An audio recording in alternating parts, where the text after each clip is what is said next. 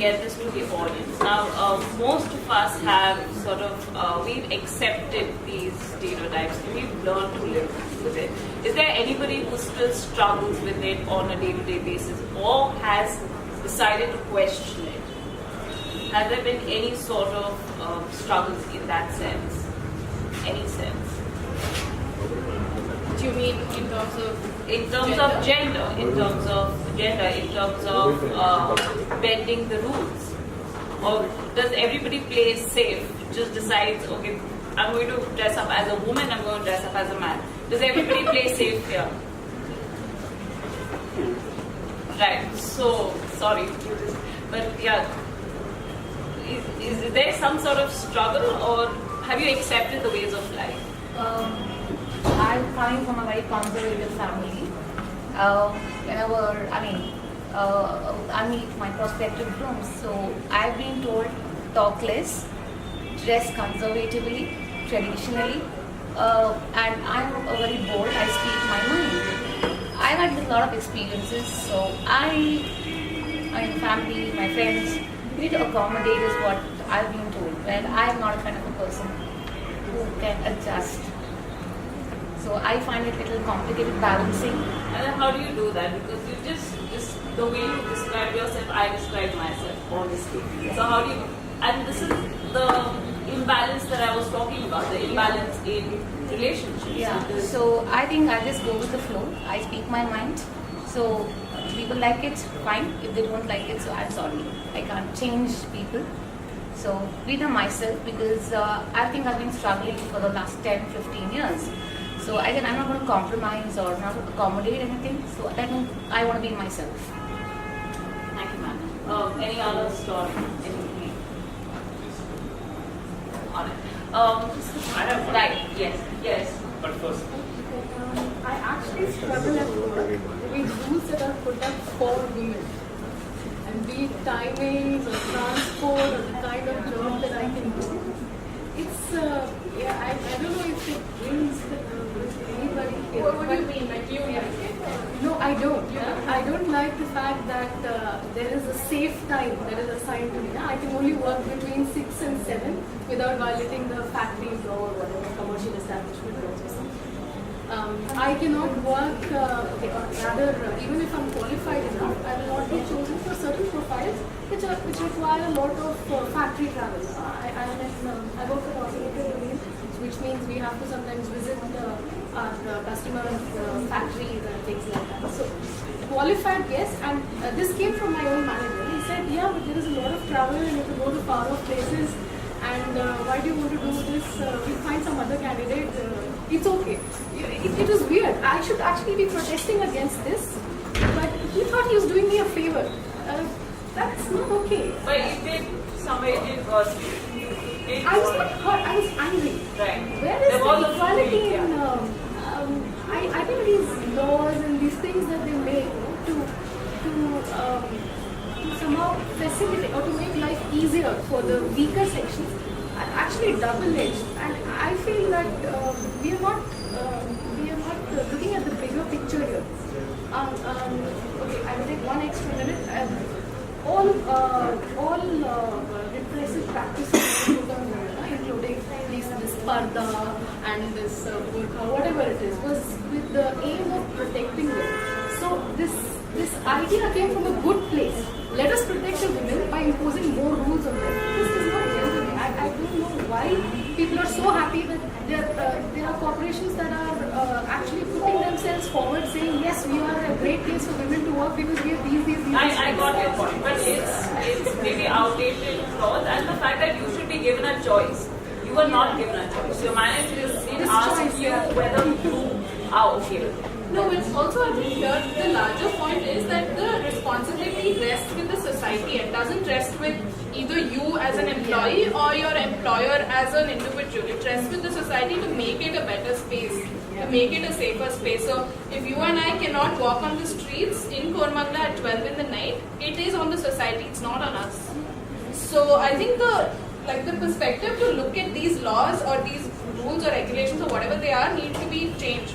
And you certainly work in an industry which has more men, I'm sure, than women are. So that in itself is a question that one should put to the industry, saying, okay, well, because I know that engineering graduates who major in mechanical, I mean, a good chunk of them are men. We'll take one more comment. Yeah. So I actually want to pick up on what Joshua mentioned about gender being sort of at play. I really enjoy that actually. So, and I speak both personally and professionally. Personally, I mean, I'm married to Simran, we have a daughter, but my interactions with my daughter are a lot of play. And there are a lot of like, she wants to paint my nails. So initially I'm like, what the hell, no. And then I'm like, hey, actually let's try it out. Let's see what this is like. And it's, she can take it off after 10 minutes. It's not a big deal, right? And then, so I think that play, the concept of play is actually super powerful. And I found that to be quite interesting in my own, I don't know what the right word is. Again, I don't know if there's a label. I just know that I enjoy it. Right? That I'm also conscious of the fact that the way I react and behave is going to shape her mind. Right? So I think that's one thing. And I think at work it's interesting. Our office has, rules that are used by anyone. There's no male, female kind of binary over there.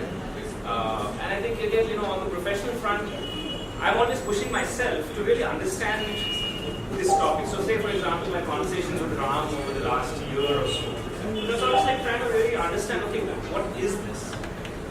More from a professional perspective, like what does it mean for my business? What does it mean for the network itself? So I don't think it's a struggle, but I think it's more sort of open with the flow, no pun intended, but sort of letting it take its own natural course, which I found works for me. Can I? Yes. So I had a housewarming party on my house, like when I moved into this apartment, I had a drag party. And because I had a drag party, because all my friends wanted to dress up excitedly.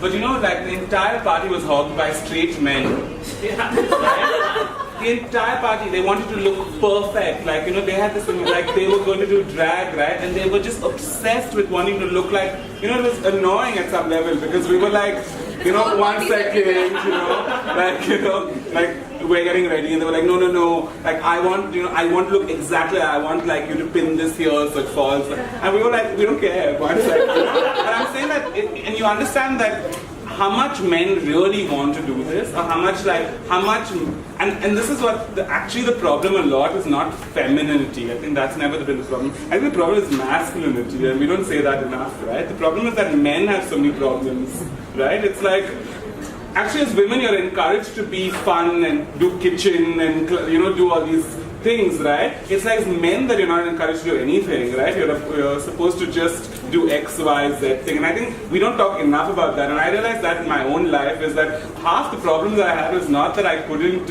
get along with the female things that I was doing. Half the problem I had is that everyone expected me to also do these XY male things, like want to play cricket in the neighborhood, and things like that, which I just didn't want to do. It was not fun for me. But at the same time, for example, I realized more and more as I've grown older that I want to trek and go outdoors and climb and things like that. And I did those things as a child, and why isn't that also butch or manly or whatever the hell one wants to call it? But any of those things, why aren't those activities seen as active, right? As opposed to anything else? But there's this way in which I feel men don't have enough fun, right? If I hear all my straight male friends' stories from their childhood, they sound really, really dire and sad, which is why I want to, I feel all my friends are heterosexual men, is because I feel like I'm saving them, just trying to introduce them to one faction or something in their lives that, have a longer bath, meet a, go to a barber, things like that. Just, because doing these things for yourself and they realize it's just fun. It's not this it's not this thing, it's not this behemoth in front of you. It's just something that it's I know friends. I have a friend who now like we have pedicure dates because like he's like books it like in months in advance and things like that. And it's on a date and I have to actually move my life around to. I don't think even women have so much fun. Yeah, but it's like I don't. yeah, but I'm saying for him it's become this thing that he just realized that it's actually nice to have nice feet. It's not a bad thing, and he likes this 1 hour of sitting and soap suds and someone giving him juice, and it's fun. And I'm saying that a lot of men just don't understand that. I feel like, and the minute we start saying that gender can be these various things, right, and that doing these various things isn't a problem, and the thing is that it is a problem. That is the issue, right? That doing these things is a problem. And I think the more that men do this, and this is why I think gender is more men's problem than women's problem, and I say this like, I end up like sounding really like insane at panels when I say this, but I think it's all gender has to do with men. Men have an issue with gender. They're the ones policing gender, they're the ones keeping gender and how it has to be or anything like that. And you see that, you see, like I see my cousins do that with their male friends, like he wants to watch something that, has one female strong lead and they're like, oh my god, you like girl shows.